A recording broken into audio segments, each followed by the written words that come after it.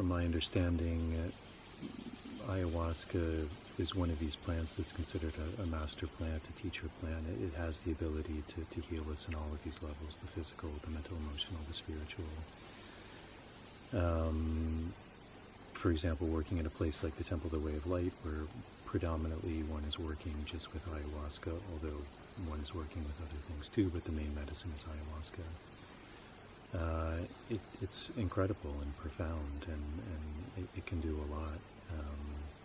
It's a different scenario. It's often when someone is doing that more ceremonial work, there's more of a group aspect to the process, which can be very healing in and of itself. It really depends. I think people will feel a certain pull to one or the other. I think maybe even here at Shipibo Rao there might be a requirement of a certain number of ceremonies before someone comes, which is probably a good thing. If someone has never done this work before, potentially going into a group process in the beginning could be good, just to begin to familiarize oneself with the work, the system, how these things are being worked with.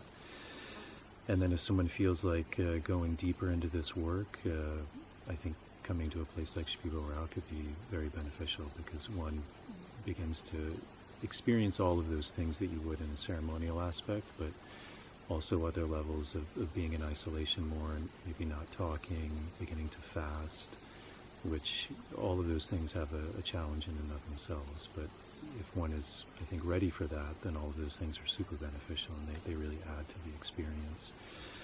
And then that ability of really developing a connection to a plant, which still may seem like a strange thing, and I'm sure for many people that seems like a strange thing, but really having the opportunity to work with the plant through the medium of ayahuasca to really deepen that connection. Again, to experience all of the healing, the teaching that working with one plant has to offer, and really having that space to be able to go into that process. So, again, from my understanding, ayahuasca is a master plant. So again, it can work on all of these levels. It can be worked with just by itself and really heal us. But just like, I think if we were thinking of more of an allopathic medicine system, we may come with very specific things that we're trying to work on. And just like we would take a pill, or we would go to a doctor for certain remedies, these plants can be worked with very much in that way. So if we have certain physical ailments, there may be certain plants that are very good for that are super useful, that ayahuasca can also help with, but it can be greatly aided with the additional use of a specific plant to help with that. There are plants that very much help specifically with our mind. If we have some sort of trauma, some sort of fear, somewhere where we're out of alignment, there are plants that are trees that are really good for bringing those into alignment. And then there's this level of spirit, which is actually beginning to connect with the essence of a particular plant. And I think that's that idea of developing a relationship with the plant, actually beginning to learn from a plant what those healing potentialities are. And in order to develop that connection, one has to work with the plant, because ayahuasca is more the medium to be able to deepen that connection, to be able to see and to feel, which is why we can all take plant remedies. I mean, we all do that on a regular basis. We can drink chamomile tea or yerba luisa, and there's healing benefits to that, but we don't necessarily get to develop a deeper connection to that way, because we're not working in the form of a diet, we're not working in the form of ceremony, working with ayahuasca to really augment that connection.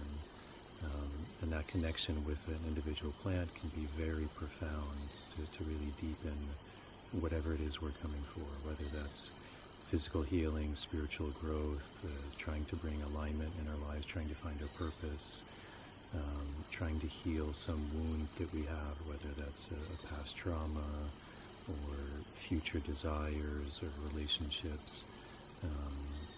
But there's all of these plants here, which again, from these generations of use, have been seen, and it's very amazing that many people can diet the same plant and receive that same connection, that there is something inherent in that plant that is truly